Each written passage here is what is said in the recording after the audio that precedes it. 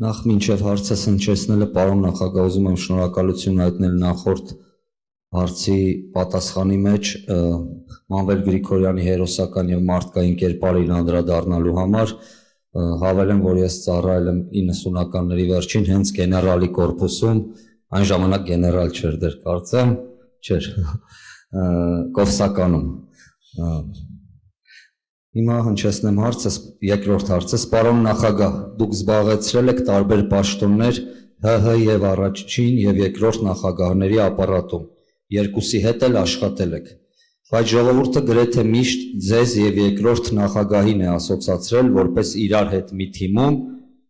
կամ գոնե քաղաքական նույն ուղեգծի մեջ գտնվողներ։ Դրա վկայությունն էր մինչև օրս հնչող ռոբասերժական կամ ղարաբաղյան կլան ձևակերպումները, այնինչ կոնկրետ ձեր կառավարման տարիներին գոնե ըստ պաշտոնական հաղորդագրությունների դուք կարծես թե ավելի շատ հանդիպել եք առաջին նախագահի հետ, օրինակ 2016 թվականի Արցախյան երկրորդ ապրիլյան պատերազմի ժամանակ ձեր հանդիպումը նրա տանը։ Ուզում եմ հասկանալ, ինչն էր պատճառը այդպես վարվելու եւ կային կամ կան արդյոք անձնական, գաղափարական, քաղաքական եւ կամ այլ հակասություններ ձեր եւ երկրորդ նախագահի միջև, առնվազն ըստ ձեզ։ Շնորհակալություն։ Կարող եմ ես ձեզ մի հարց տալ։ Դուք մասնակցել եք երկրորդ նախագահի հետ հանդիպմանը։ Ես այո։ Իսկ իրեն հարցրել եք։ Իմ հարցը չանցավ ուղղակի։ Տեսնում եք, որ ջոկողություն եք անում։ Չէ, ուրիշը հարցրել է, ես կրկնվելու համար չեմ հարցրել։ Շատ լավ։ Գիտեք, ես ձեր հարցում մի հատ բաներ էսպես զգացի, էլի, ես երաժշտությունից շատ հեռու մարդ եմ, բայց մի նոտա զգացի, էլի, որ ընդգծում եք Լևոն Տեր-Պետրոսյանի տանը։ Այո, հանդիպել եմ, և դա եղել է հրապարակային, իսկ ինչու չպետք է հանդիպեի, եթե Լևոն Տեր-Պետրոսյանը նախաձեռնել էր այդ դժվար պահին հանդիպում։ Այսինքն արդյոք ինձ կխանգարեր նրա խորհուրդները, կամ ընդհանրապես նրա գնահատականը, և արդյոք պետք է շատ մեծամտություն ցուցաբերեի ու չհանդիպեի, ինչպես արեց Հայաստանի կառավարիչը 44-օրյա պատերազմի ժամանակ, երբ որ նրանից հանդիպում էին խնդրում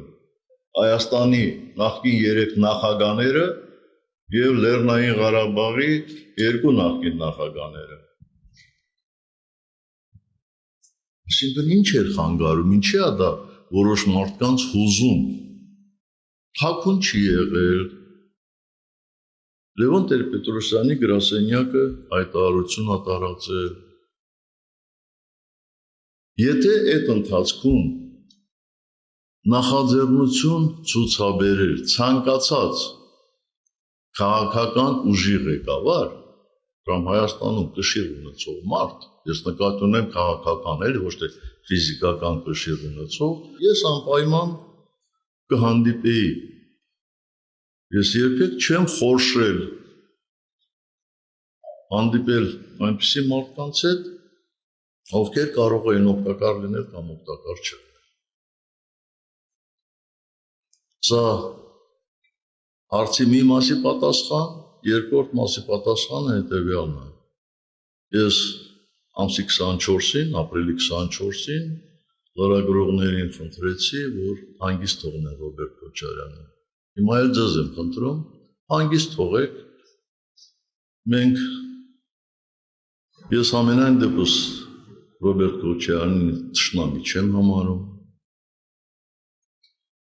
ամենայն դեպս իմ կռիվը ոչ թե Հայաստանում հեղինակություն ունենալու համար է, իմ կռիվը Հայաստանում իշխանափոխության համար է։ Ես չեմ կարծում, որ աշխարհում գոյություն ունեն երկրներ, որտեղ նախկին նախագահները 100%-ով ամեն ինչում համաձայն են իրար հետ։ Իհարկե, տարբեր հարցերում կարող են տարբեր կարծիքներ ունենալ։ Դա գործին օգնում է թե խանգարում է, դա էլ խնդիր է։ Բայց նորից եմ ասում, արդար կլներ ձեր կողմից հարցը հնչեցնել նաև երկրորդ նախագահին։ Հետո համեմատեինք, էլի։ Չէ, նորմալ է, ամեն ինչ նորմալ է, խնդիր չկա, հատկապես որ մամիլի հետ ծառայել ես։